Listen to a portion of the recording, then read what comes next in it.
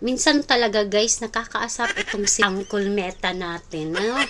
Ang ganda-ganda ng paggawa mo ng video tapos biglang lalagyan niya ng policy issue. Wala namang problema. Tapos lalagyan niya pa ng copyright. Ewan ko ba. So, ang ginawa ko guys, yung last na upload ko, in-stream ads, kanina lang guys. Ito siya. Etong update tungkol sa Messenger. Yung bagong update. So, nagkaroon siya ng policy issue, guys.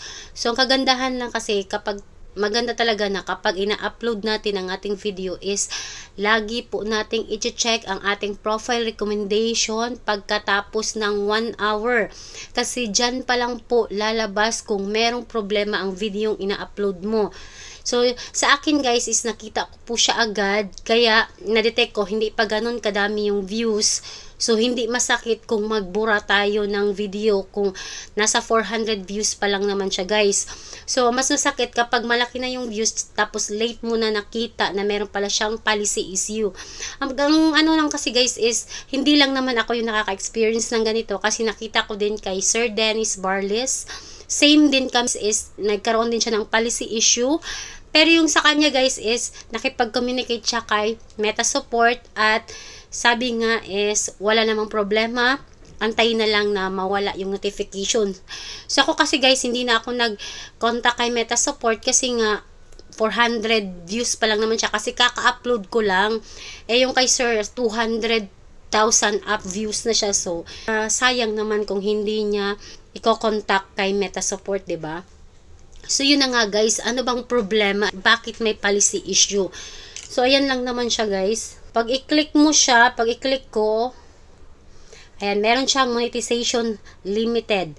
Tapos, content issue, pag i-click mo yung top issue to see details, ang ad revenue is nakaset aside. So, nakalagay dyan, this video might contain copyrighted content. Your video is still earning revenue, but the ad revenue won't be included in your earnings until the video has been reviewed by the right holder. No action is needed from you at this time. O diba? Ayaw kanyang gumawa ng action. Hindi din naman niya sinabing mag-delete ka ng video. So wala lang, antayin mo lang. Kaso guys, nakikita ko kasi sa aking monetization earnings sa in-stream ads ko at sa aking ads on Reels ay may nakalagay ng ganyan, monetization limited. So you're not longer earnings on some of your content because of isn't following our content monetization. Ayaw kasi makakita ng mga ganyan guys. Kaya ginawa ko is, binura ko na lang po talaga siya agad. Nung una, inedit ko pa siya guys. In-re-upload ko talaga siya kasi chine-check ko, wala namang ano bang nagiging problema? Eh ako mismo ang nag-record. So iniisip ko, kasi nga through Messenger nga yung pagpapakita ko kung ano yung update. So, dinidemo ko siya kung paano siya ginagawa. So, baka yung old conversation doon ay nahagip. Baka yun ang dahilan ng copyright. So, tinago ko siya. So, in-upload ko ulit. Same pa rin yung nangyari. Ganun pa rin. After 1 hour pagkakita ko, meron pa rin yung issue. So, tinanggal ko na lang siya guys. No? So, wala na akong magagawa doon. Nagbaka sakali, baka naman maalibyuhan pa siya. Ang hirap kayang gumawa ng video, lalo na yung in-stream ads guys. Nahihirapan kaya ako. So, gusto ko siyang i-save na magamit ko naman. Pero, ayun talaga. Pero, pag-iisipan ko pa rin, gagawin ko siyang reels para mapakinabangan. Ang hirap mag-edit, 'di ba? Tapos, magaganyan lang mangyayari. Tsaka, guys, nag-upload ako sa YouTube. Wala namang problema. Dito lang talaga. Kay Uncle, ang dami niya, ang arte. Sa YouTube, so far, wala naman siya violation. Okay lang po siya doon. Okay na po siya ngayon kasi nga, binura ko na. So, back to normal na po ang aking earnings. At wala na po yung notification.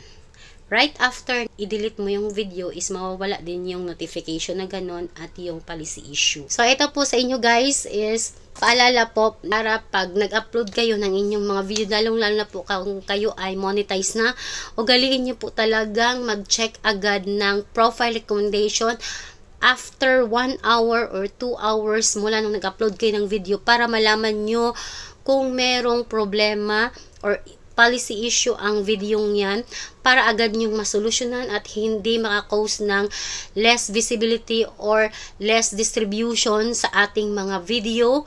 So, baka yun pang magiging dahilan, mina palalo ang ating mga views. So, hope nakatulong ang video ito. Please, pakibahagi po ng video and to follow for more tips. Thank you so much.